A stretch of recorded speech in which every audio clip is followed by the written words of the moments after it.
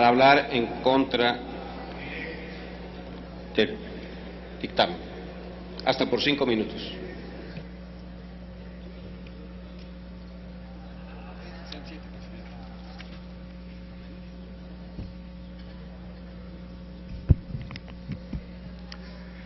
Si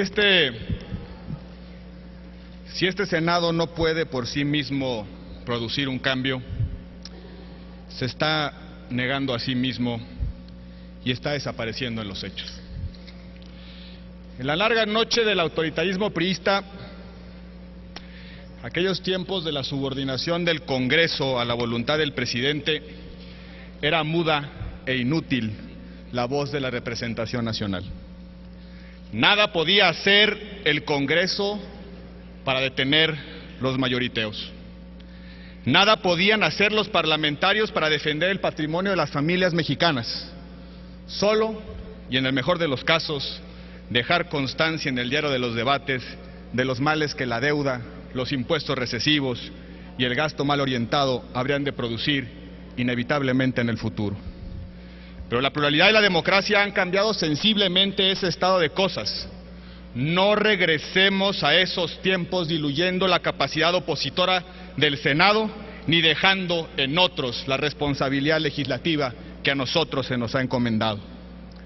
Hoy, este Senado sí tiene el poder, la capacidad y espero también la libertad para oponerse a una mala política fiscal.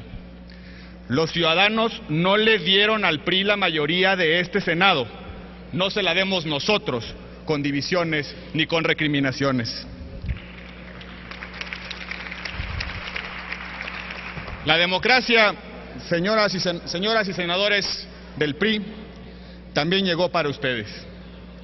La libertad de pensamiento, de expresión, de conciencia y también de voto fue conquistada también para ustedes. No están condenados a retroceder a los tiempos del dedazo y de la consigna. Son ustedes representantes populares electos para asumir a cabalidad la responsabilidad de velar por el interés de sus representados, no extensiones silientes y adormiladas del Ejecutivo Federal. Demuestren con su voto que su paso por la oposición no fue en vano. Prueben que aprendieron que su militancia partidista no está por encima del interés nacional. La disciplina partidaria para defender el proyecto de su presidente no puede ser pretexto para avalar ocurrencias y políticas irresponsables, reformas absolutamente contradictorias con el ciclo económico que vive el país. México está en franca desaceleración, si no es que ya entró en un ciclo de recesión, y ustedes ya no le pueden echar la culpa a nadie. En estos 10 meses se han esmerado para echar a perder la economía y también, por cierto, la seguridad. No ejercen con oportunidad el gasto, pero piden más dinero.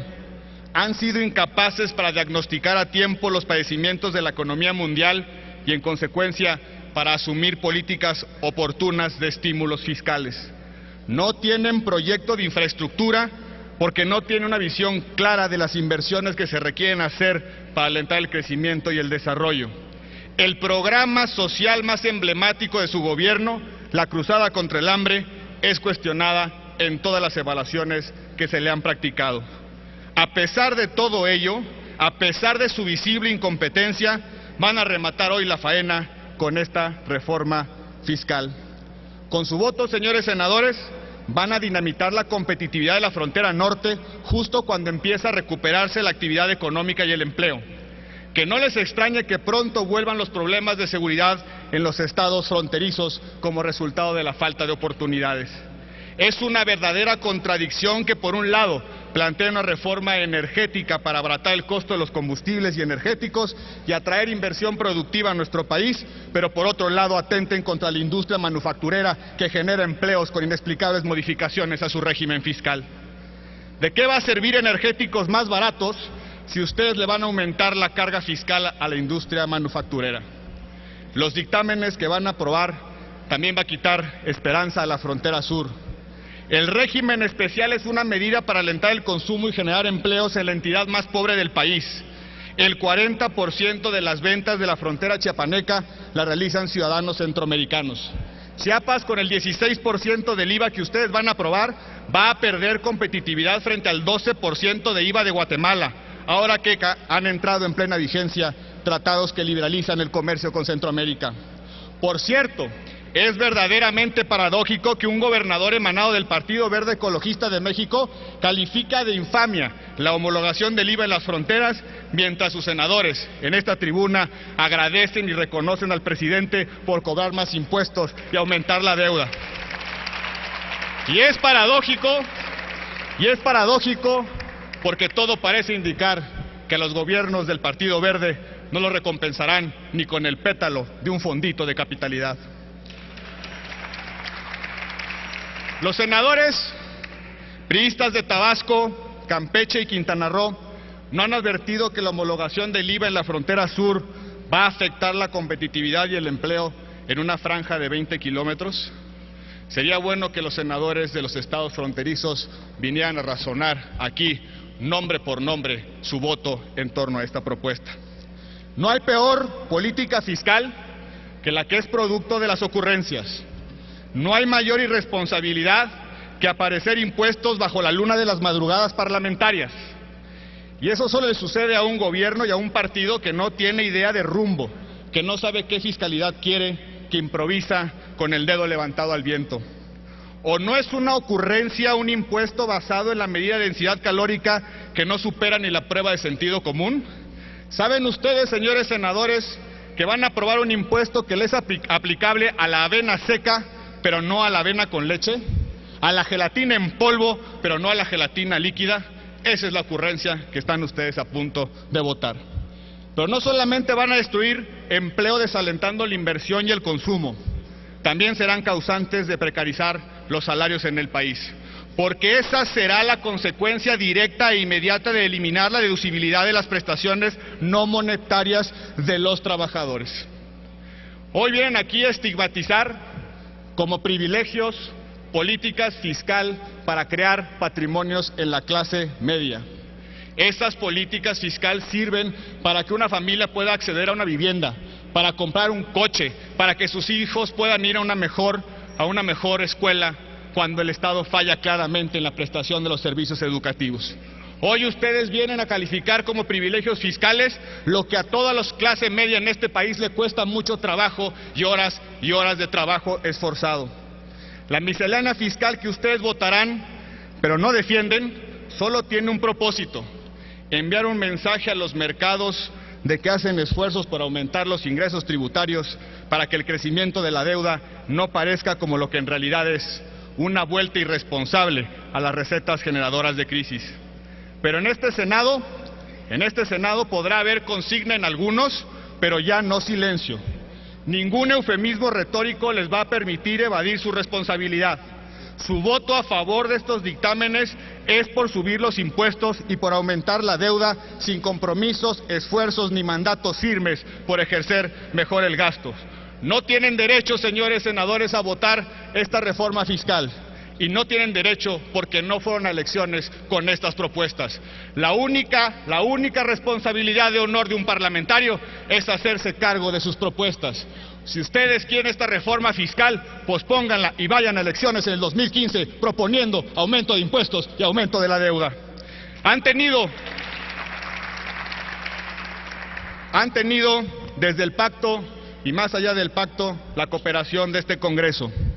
El presidente desaprovechó la oportunidad de hacer una auténtica, justa y equitativa reforma fiscal. Espero, señoras y senadores del PRI, anexos y conexos, que hagan valer su libertad. No desaprovechen la oportunidad de demostrar, como dice el recinto parlamentario, que la patria es primero. Tiene el uso de la tribuna el senador Zoé Robledo, por favor, hasta por 5 minutos. Y después la senadora. Sonido en el escaño del senador Melgar. ¿Para qué efecto? Para los efectos de los comentarios que acaba de vertir el senador Gil, señor presidente, si usted no tiene comentarios, para hechos. Alusiones. Si es para hechos, es al final de la lista. No, me lo pidió para hechos, ¿no? y no le hizo alusión. Senador Puente. Muchas gracias, señor presidente. Para solicitarle de la manera más atenta si me puede inscribir para hechos. Tiene el uso de la tribuna el senador. Muchas gracias, senador presidente. Permítame, sonido en el escaño del senador Gil. Gracias, presidente. Me imagino que la alusión que se autoimputan es en razón de ser senadores de estados chiapanecos que no han defendido el impuesto en la frontera. No hubo alusión, senador. Por favor, continúe. Muchas gracias. Muchas gracias. Y qué bueno que Chiapas está otra vez aquí en el debate de este Senado de la República. Y qué bueno también que, a pesar de lo que muchos puedan creer, este Senado todavía tiene voz, todavía tiene peso político. Y creo que en este debate, que además seguramente seguirá por muchas horas, vale la pena hacer un pequeño paréntesis solamente para comentarles, senadores, y congratularnos como senadores por Chiapas de que el presidente Peña, el Ejecutivo, acaba de anunciar el indulto al profesor Patistán el día jueves, gracias a una iniciativa que se aprobó aquí en el Senado de la República con el impulso de Angélica de la Peña, de Manuel Camacho, del senador Gil Suart. Felicidades, senadores, se hizo justicia, de manera tardía, pero se hizo justicia. Qué bueno que aquí se discute sobre hacernos cargo de nuestras iniciativas, de nuestras propuestas, y por supuesto la senadora Arely Gómez, sin duda, senadora Arely, discúlpeme la omisión, sin duda una impulsora de este hecho. Pero volviendo a nuestro tema, qué bueno que aquí se habla de hacernos cargo de nuestras propuestas de campaña. Yo, cuando fui candidato a diputado local por la Sierra Madre de Chiapas, ya se escuchaba el run run del incremento al IVA en la frontera y me comprometí a votar en contra, y así lo haré cuando se presente esa reserva el día de hoy para defender la frontera sur. Qué bueno que el senador Gil Suart hace mención que la frontera sur también existe, no es nada más la norte, no es nada más la de las maquiladoras, también es la frontera de los maras Salvatrucha. Por favor, que no se les olvide a los senadores del PAN. Pero también, cuando fui candidato a diputado y cuando fui candidato a senador, los chiapanecos me dieron una encomienda: defender a como diera lugar que no se cobrara IVA en alimentos y medicinas. En Chiapas existía también ese fundado temor de que el gobierno del PRI junto con el PAN buscaría tener más ingresos y que lo haría a través justamente del impuesto que más daña y que más lesiona a los pobres. Y aquí vale la pena recordar que en Chiapas los alimentos y las medicinas representaban en el 2010, de acuerdo a la encuesta nacional de ingreso de gasto en los hogares, 43.4% de los gastos de los hogares, mientras que este gasto en promedio en toda la República es de 27.7%. Es decir, los chiapanecos gastamos un 56% más de nuestros ingresos en alimentos y medicinas que el promedio del país. En Chiapas, el 86% de la población vive con ingresos menores a 2 salarios mínimos. Por eso, hoy puedo ver a la cara a mis paisanos y decirles que la reforma hacendaria afortunadamente tomó un camino diferente y no incrementará el IVA en su consumo más elemental. Sin duda, el camino que ha tomado tiene sus matices, tiene avances importantes, combate privilegios fiscales, cobra más a quienes más perciben y además se aleja de este temor social que existe en nuestro Estado. Si cualquiera de nosotros le preguntamos a un chiapaneco si prefiere que se grave la actividad minera y no los alimentos, les puedo asegurar cuál es su respuesta, porque las minas, en particular en Chiapas, son un tema muy sensible y se ven como una actividad expoliadora que pocos o nulos beneficios sociales deja y muchos daños ambientales, y si no, asómense a la reserva de la biosfera del Triunfo para darnos cuenta de esto. Por eso no tenemos problema en gravar las minas en lugar de los alimentos y las medicinas. La reforma hacendaria que discutimos tampoco es la panacea, sin duda, pero es un avance importante para evitar una alianza que sí hubiera podido afectar a los más pobres.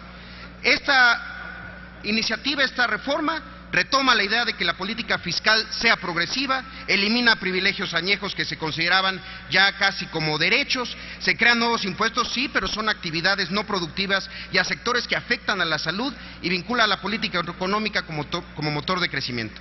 Además, en contexto, con el paquete de reformas se propone la pensión universal para trabajadores que no cuentan con seguridad social.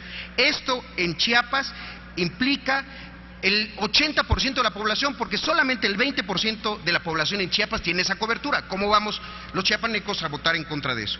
Pero reitero, yo no estoy de acuerdo y votaré en contra del incremento al IVA en la frontera sur. Qué bueno que se está planteando esa defensa y felicito a los senadores del PAN y a todos quienes se alíen en esta defensa de causas justas, sociales, no económicas en el caso de la frontera sur. Ahora, quisiera, presidente, que esta sesión también valga para otros elementos y que nos sirva para lecciones de discusiones futuras que vamos a dar aquí en el Senado y que tienen que ver sobre todo con la reforma petrolera. Porque en este debate hemos escuchado posiciones de todo tipo, posiciones justas, posiciones con ideas, posiciones que defienden causas añejas como la defensa de la competitividad de la frontera norte y el desarrollo con justicia para la frontera sur.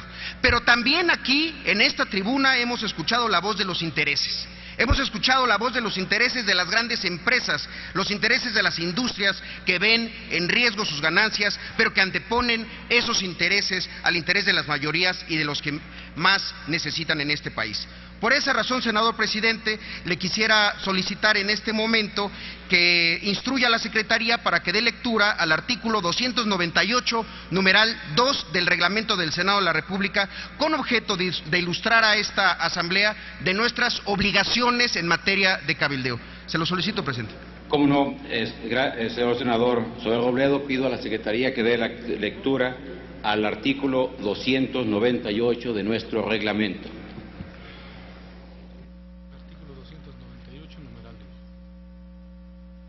Artículo 298, numeral 2. Las comisiones y los senadores informan por escrito a la mesa para su conocimiento de las actividades realizadas ante ellos por cabilderos en la promoción de sus intereses. Es cuanto, señor presidente. Gracias, señora secretaria. Atendida. Muchas gracias.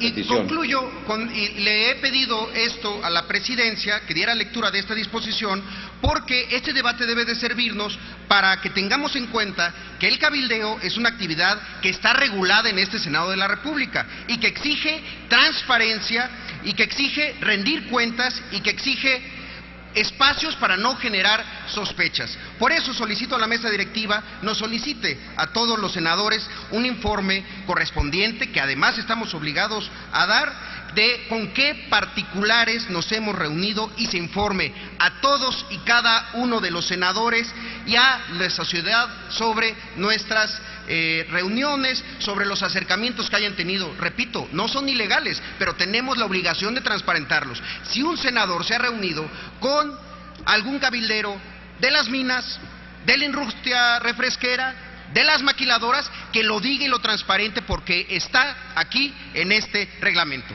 No queremos pensar mal, porque muchas voces aquí suenan prácticamente igual a la de muchos intereses. Es cuanto, senador. Gracias, señor senador Zoé Robledo, y en su momento, desde luego, con gusto instrumentaremos esa petición.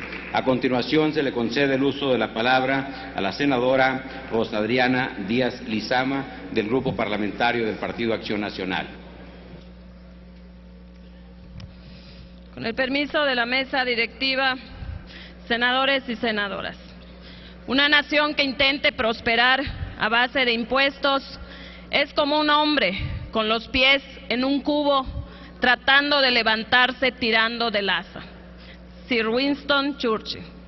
Estimados senadores y senadoras, esta reforma hacendaria que hoy discutimos y en unas horas votaremos tiene la expectativa a todos los mexicanos, con la incertidumbre que los resultados de las decisiones que hoy tomemos tendrá efecto en los bolsillos, en las mesas, en el día a día de la mayoría de las familias mexicanas. Afectará sin duda a la economía de diferentes industrias, de muchos pequeños y medianos empresarios que aportan a las finanzas nacionales hoy en día. Esta reforma sin duda no ofrece un mecanismo efectivo para ampliar la base de contribuyentes. Es una reforma que busca a los mismos de siempre para exigirles más dinero. Y sí digo exigirles porque esta reforma no cumple con una perspectiva incluyente donde las demandas de los actores involucrados hayan sido tomados en cuenta. ¿O acaso los diputados que propusieron el impuesto a los alimentos que llaman chatarra se preocuparon en escuchar a los comerciantes que viven de sus tiendas o misceláneas y que venden frituras? ¿O acaso el secretario Videgaray le ha preguntado a los pequeños y medianos constructores que llevan todo este año sin trabajo y sin ofertar empleos cómo pagarán nuevos impuestos? La bancada del PAN hemos escuchado a integrantes de cámaras empresariales, académicos, profesionistas, estudiantes, amas de casa, comerciantes, y ningún sector aprueba la propuesta fiscal del PRI gobierno. ¿Cómo no rechazar lo que el pueblo rechaza? Ningún ciudadano está conforme con los gasolinazos, ningún ciudadano que vive en zona fronteriza está tranquilo esperando el incremento del IVA en su zona. Todos ellos tendrán que pagar impuestos sin incentivos, sin fuentes de empleo, sin apoyos, en plena recesión. Eso sí, con reglas nuevas para un gobierno que se llena diciendo que lo que se recaude será para pensiones y gasto social, que por cierto, ellos tendrán que pagar. Estoy segura que todos ellos nunca fueron cuestionados, su opinión no cuenta y no me extraña que no escuchen. Esta lucha con gobiernos priistas, así es, no lo olvidemos, ese es su estilo de siempre. Y hoy pareciera que no solo es una lucha inerte, es un cuchillo que dejará heridas para la clase media. Lejos de ofrecer incentivos para abrir nuevos negocios, para darte de alta en Hacienda y tener un esquema distinto para pagar, no. Ahora vemos un esquema que alejará a muchos, que los afrentará para ingeniárselas en el cómo sacar su negocio o su empresa a flote. Yo me pregunto, ¿cuántos se quedarán en la economía informal para cobrar su seguro de desempleo? ¿Cuántos preferirán recibir esa dádiva en vez de pagar impuestos? ¿Cuántos creen ustedes que harán eso? Esta reforma es clara en relación a la clase media, y digo clara porque para el Ejecutivo la clase media no está incluida en sus objetivos de relación costo-beneficio para el país. Y también es claro que este gobierno a lo que le tiene miedo es hacer las cosas de manera distinta y mejor.